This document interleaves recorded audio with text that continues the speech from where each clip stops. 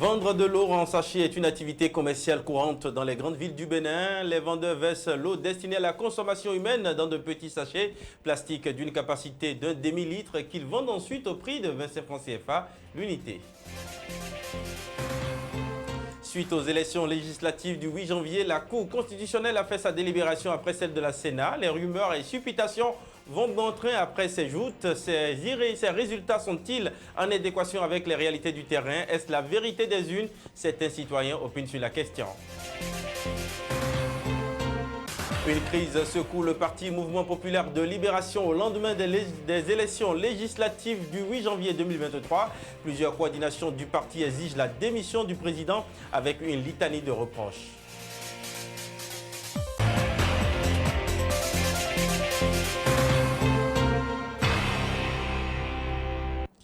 Mesdames, Messieurs, bonsoir à toutes, bonsoir à tous. Bienvenue donc à ce 22h sur Gov TV Africa. Vendre de l'eau en sachet est une activité commerciale courante dans les grandes villes du Bénin. Les vendeurs versent l'eau destinée à la consommation humaine dans de petits sachets plastiques d'une capacité d'un demi-litre qu'ils vendent ensuite au prix de 25 francs CFA. L'unité, bien sûr, un secteur qui nourrit son homme mais qui demande le regard du gouvernement. Reportage.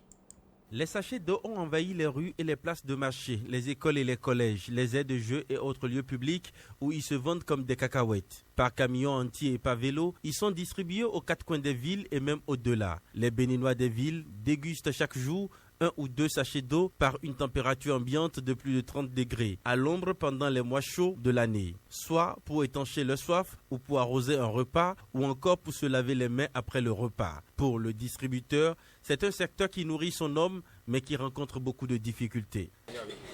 De façon générale, vous pouvez retenir que nous, on glace l'eau. Nous avons la machine, nous coupons, nous distribuons à moto et de secondo, on rafraîchit et le paquet est à 200. Donc les bonnes dames se rapprochent de nous pour prendre le paquet et aller revendre. C'est un secteur qui n'est pas si mal, mais nous rencontrons un peu de difficultés. Ce n'est pas un peu trop de difficultés. Parce que c'est un secteur dans le passé, bon, ça rapporte. Mais aujourd'hui, avec tout ce qu'on fait, avec nos efforts, nous avons investi des millions pour acheter la machine. Mais aujourd'hui, on ne gagne pas beaucoup de choses. On ne peut pas dire qu'on ne gagne pas, mais au fond du business, on rencontre énormément de difficultés. Les difficultés que nous rencontrons est que la déloyale. Quand tu ailles assister des réunions avec les présidents ou les aînés qui sont dedans, bon, ils te diront que le puits Avata, nous allons faire 3 paquets à 500, etc., etc. Ils font des conclusions où eux-mêmes ne respectent pas. Après avoir tiré des conclusions aux réunions, c'est eux-mêmes qui sont les premières personnes à faire de n'importe quoi sur le terrain. Donc tu es obligé, si toi-même tu ne te rappelles pas le prix, tu ne peux pas vendre. On a quitté le paquet de 250 est venu à 200, de 200 à 3 paquets à 500. Une seule paquet, avant c'était à 250. Ça a quitté 250 pour 200. Aujourd'hui, nous sommes à 3 paquets à 500. De 3 paquets à 500, nous sommes 4 paquets à 500. On va où avec ça? Dame Madeleine Tanquinou est revendeuse au marché d'Antokpa. Pour elle, il faut rester longtemps sous le soleil avant de faire couler son stock. Quand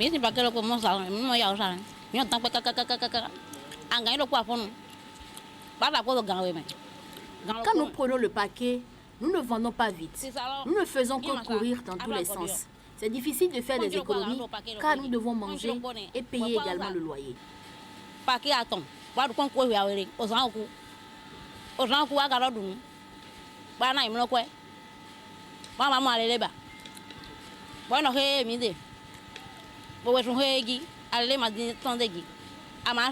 Producteurs et distributeurs rivalisent d'imagination pour attirer le client au moyen d'étiquetages aussi fantaisistes que trompeurs. Les eaux en sachet sont donc devenues aujourd'hui un produit de grande consommation. Et l'on peut dire, sans exagérer, qu'au Bénin, en tout cas, ce marché est non seulement en pleine explosion, mais qu'il est aussi hautement lucratif. Ils interpellent le gouvernement pour réguler ce secteur. Si le gouvernement actuel peut revoir notre système et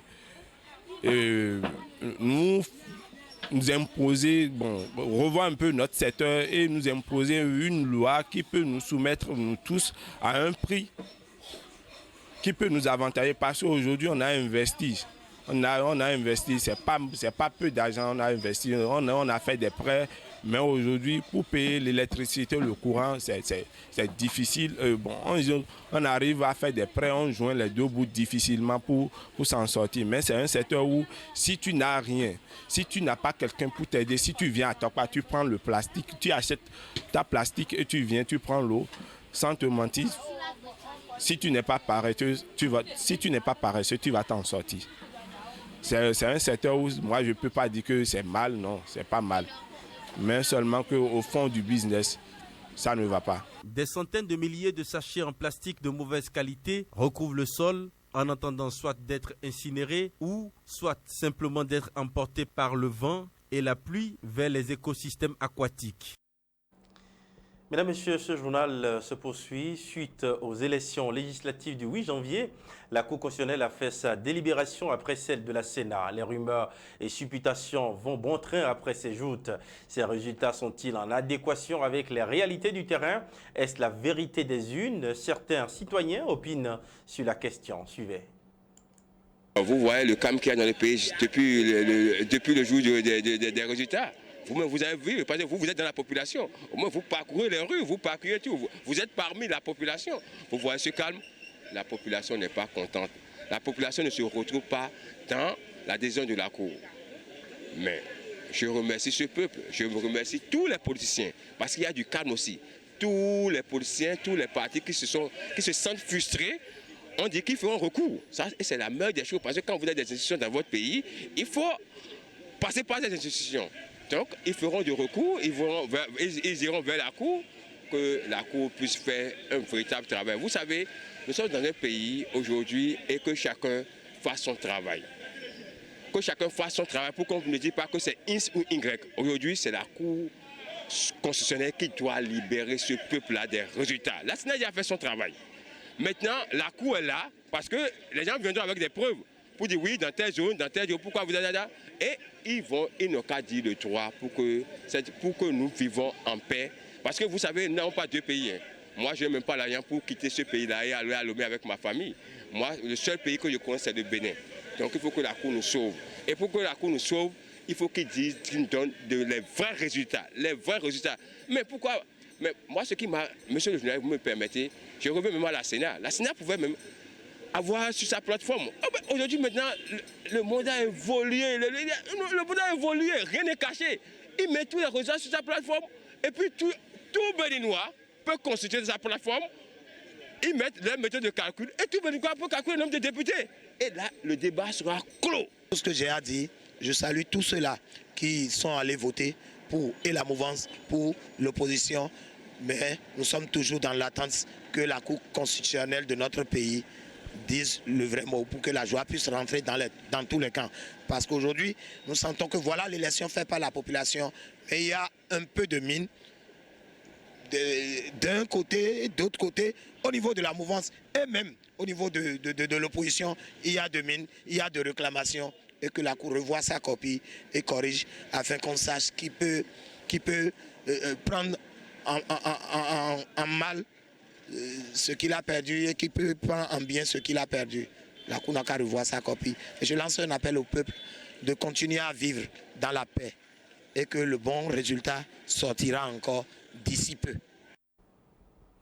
Mesdames, Messieurs, une crise secoue le parti Mouvement Populaire de Libération au lendemain des élections législatives du 8 janvier 2023. Plusieurs coordinations du parti exigent la démission du président avec une litanie de reproches. GovTV Africa vous propose en exclusivité la genèse de la crise à travers cette production signée Spérois Oussino, Janvier Elette. C'est une crise sans précédent qui secoue la jeune formation politique, le Mouvement Populaire de Libération. Une crise née des dernières élections législatives et qui a cristallisé les attentions. L'un des vice-présidents du parti raconte. C'est le fait de garder par-dessus lui les frais destinés aux candidats décidés par le directoire. Décidés par le directoire au cours d'une réunion qui est restée avec lui et les frais des mandataires des postes de vote. les représentants du parti au niveau des postes de vote. C'est ce qu'il est réclamé. Et c'est bien seulement dans le sens que il n'y a plus question que Tébé reste président intérimaire du parti. Soit c'est le parti qui meurt. Il a constaté, je pense qu'il est rentré dans un jeu de après moi c'est le déluge. Il a envoyé des sabotages sur la toile. Après moi c'est le déluge. C'est là où le directoire a dit mais si c'est le parti, l'effort de beaucoup d'années, le sacrifice de beaucoup d'années que lui veut sacrifier, nous devons prendre notre responsabilité. Et selon nos tests, le directoire est souverain. Et nous l'avons convoqué par voie d'huissier, l'ensemble des membres du directoire, qui est d'abord résumé, si le ridicule tuait. Ce monsieur n'a pas honte. Le directoire du MPL, que le peuple béninois entende, est réduit à 6 personnes. 6 personnes. Parce qu'il y a eu des démissions à cause de son arrogance, de son comportement. Il y a eu 2 ou 3 personnes qu'on a été exclus du parti en se basant sur les mêmes articles que nous utilisons aujourd'hui. Je reviens au fait, il a été convoqué pour 11 heures, on a constaté que jusqu'à 11h30, il n'y était pas là. Devant l'huissier, on a commencé la réunion. La réunion a échoué sur le vote à l'unanimité de son exclusion, de sa destitution. Pour le secrétaire général du parti, le mépris des tests serait l'une des causes de la crise. Depuis le 26 juin 2021, où le parti Mouvement populaire de libération a décidé d'organiser un conseil national, nous avions, je dis nous, c'est avec tous les membres du directoire, constaté que M. Espérance Tébé a été choisi unanimement président intérimaire du directoire par l'ancien président, aujourd'hui président d'honneur, M. Sabi Sira Korogone. Il a été choisi unilatéralement contre tous les tests en vigueur au sein de notre parti. Donc depuis ce jour jusqu'à aujourd'hui où nous vous parlons, aucune organisation digne de nom n'a été faite. M. Espérance Tébé a, durant tout ce temps, géré le parti seul, sans impliquer quiconque. Et il se substituait au rôle du secrétaire général, de trésorier et de tous les rôles jusqu'au rôle de l'organisateur. Alors, les différentes tentatives d'organisation d'une réunion du directoire a toujours échoué. Nous nous sommes dit, écoutez, nous sommes un parti politique sérieux et il faudrait quand même comprendre nos responsabilités. Et c'est courant de tout ça que lors des élections législatives que nous venons de traverser, ces élections ont eu le mérite de montrer à la face du monde notre mauvaise organisation au sein du parti. Donc moi, en tant que secrétaire général du parti, en tant que candidat tête de liste dans la deuxième circonscription électorale, je vais vous dire par exemple que j'ai reçu mes mandats le dimanche à 18h après le dépouillement. Tout simplement parce qu'une seule personne a décidé de tout faire. Il ne veut léguer aucune responsabilité à personne. Par-dessus tout, les sous alliés, les sous alloués à ces campagnes-là ont été détournés.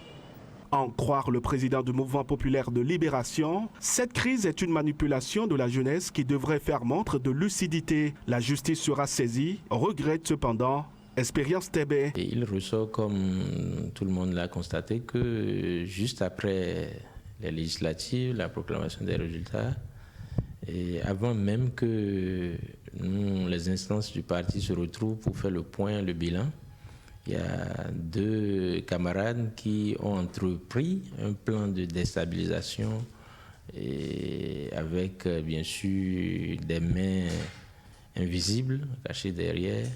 À quelle fin, je ne saurais vous le dire, ils sont les seuls à en détenir les raisons et les mobiles. Mais toujours est-il que, étant donné que nous avons les instances du parti qui fonctionnent encore, nous sommes dans un pays de droit, les diverses instances du parti ainsi que la justice connaîtront des actes assez graves qui ont été posés et vous en aurez la suite en temps opportun. Et ce matin, J'étais au siège dans mon bureau depuis 9 heures. Quand j'ai reçu à 11h10 une invitation pour une réunion du bureau. Alors, j'étais dans mon bureau attendant cette réunion à laquelle je pensais pour une fois, la première fois où nous devrions nous rencontrer. J'étais là, mais je n'ai plus rien entendu quand, fortuitement, pendant que je descendais à 11h39 par là, je vois quelques camarades en train de lire une déclaration, venus lire une déclaration et se filmer avec 2 portables. Alors je me suis arrêté pour chercher à comprendre mais qu'est-ce qui se passe pendant que je reçois une invitation plutôt pour une réunion, il n'y a plus une réunion, mais on vient en catimini, on vient enregistrer, je voulais savoir qu'est-ce qui se passe. C'est de là que 2 individus, 2 badauds, les accompagnant à chercher à m'agresser. Et après, ils se sont ébranlés vers la sortie. Donc, je crois que c'est regrettable. C'est vraiment regrettable que des gens qui sont censés donner des exemples, des gens en qui le peuple porte une certaine confiance, parce que nous venons de sortir d'une élection où quand même 31 000 Béninois ont porté leur confiance à ces gens-là, qu'ils se comportent comme des délinquants. C'est vraiment regrettable. Mais bon, vous comprenez qu'il y a un peu de tout dans cette jeunesse-là et nous faisons avec. Selon nos indiscrétions, la sortie médiatique du président d'honneur du parti est attendue pour les tout prochains jours afin de clarifier l'opinion nationale et internationale. Merci à vous, Spérois, aussi pour ces éclaircissements que vous venez de nous donner. Le gouvernement béninois vient en appui aux organisations de la société civile dont le rôle est de sortir les populations de l'extrême pauvreté. Ils sont 20 au total et bénéficient donc tous d'exonérations des taxes douanières et fiscales dans l'acquisition de leur matériel de travail et de facilité dans les procédures administratives. La cérémonie de signature de remise d'accord cadre a eu lieu ce jeudi à la tour administrative. Reportage. Signature et remise d'accord cadre à 20 organisations de la société civile jeudi à la salle des fêtes des tours administratives. La cérémonie vient renforcer le partenariat entre le gouvernement et ses organisations non gouvernementales. L'accord apporte en effet un soulagement aux ONG en leur accordant des exonérations douanières et fiscales ainsi que des appuis techniques et administratifs. L'éligibilité d'une ONG à l'accord cadre est conditionnée au respect strict de certains critères, notamment l'accomplissement régulier après au moins 3 ans d'exercice et à but non lucratif d'une mission continue d'utilité publique et d'œuvre sociale au profit des populations déshéritées. Chers représentants des ONG lauréates, c'est le moment de rappeler que la signature d'un protocole d'accord avec l'État permet aux ONG nationales éligibles de bénéficier conformément aux textes en vigueur pendant une période de 3 ans d'un certain nombre d'avantages, notamment des mesures d'exonération fiscale et douanière nécessaires au renforcement de leurs capacités d'intervention auprès des populations pauvres. L'accord cadre vise donc à apporter un appui substantiel de l'État à l'ONG bénéficiaire dans le but d'étendre ses œuvres sociales afin de mieux lutter contre la pauvreté. Conformément aux dispositions de l'article 21 du décret numéro 2001-234 du 12 juillet 2001 fixant les conditions d'existence et les modalités de fonctionnement des ONG nationales et leurs organisations fêtières, l'État s'engage, pour ce qui le concerne, à vous accorder, dans les conditions précises, de multiples facilités, au nombre desquelles les exonérations douanières et fiscales, ainsi que des appuis techniques et administratifs.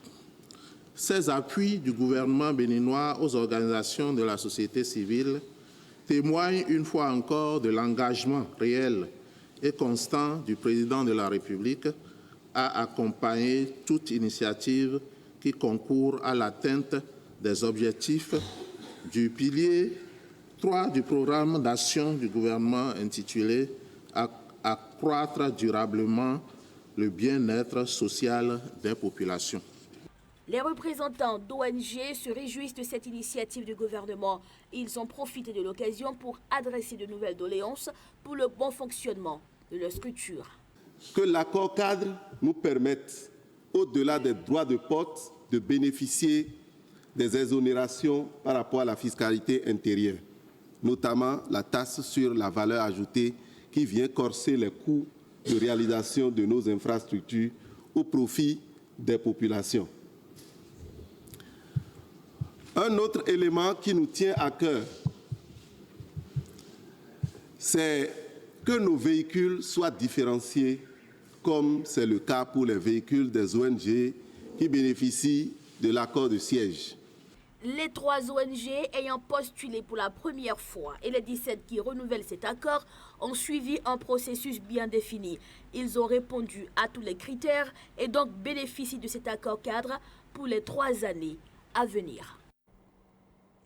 Merci, Manchoukurat Fatoumbi. Mesdames, Messieurs, soyons reconnaissants envers les gens qui nous rendent heureux. Ils sont les jardiniers qui font fleurir notre âme. Et c'est avec cette exhortation que nous mettons un thème à cette édition. Passez une excellente nuit accompagnée de nos programmes. Serge Vivien Cougnement, je suis. À demain.